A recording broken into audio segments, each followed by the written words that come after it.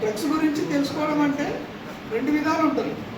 ఒకటి తెలియని వాళ్ళకి చెప్పడం, అంతే కదా. డ్రగ్స్ గురించి తెలియని వాళ్ళకి కూడా చెప్పడం, దానివల్ల ఎక్కువ యూజ్ ఉందా చెప్పండి. టీవీ లేదా మనం మూవీకి వెళ్తే ముఖేష్ యాడ్ వస్తుంది, ఎవరికి ఇష్టం ఉండదు, అయినా చూస్తాం బికాజ్ ఆఫ్ అవేర్నెస్. అంటే కనీసం అది చూసైనా సరే 1% అయినా దాని జోలికి పోకుండా ఉంటారన్న ఒక ఫీలింగ్. బట్ ఇది అలా కాదు. ఇప్పుడు ఇక్కడ ఎంతమంది ఉన్నారో అందరూ కూడా డ్రగ్స్ జోలికి పోకుండా చెప్పడం మా బాధ్యత, దాని గురించి నాలెడ్జ్ ఇవ్వడం మా బాధ్యత. దాని తర్వాత మీరు ఎలా రియలైజ్ అయ్యారు, దాని ఇంపాక్ట్ ఎలా ఉందనేది మీరు చెప్పాలి. యాక్చువల్గా మనకి ఈగల్ గురించి ఇంట్రడక్షన్ చేస్తాను.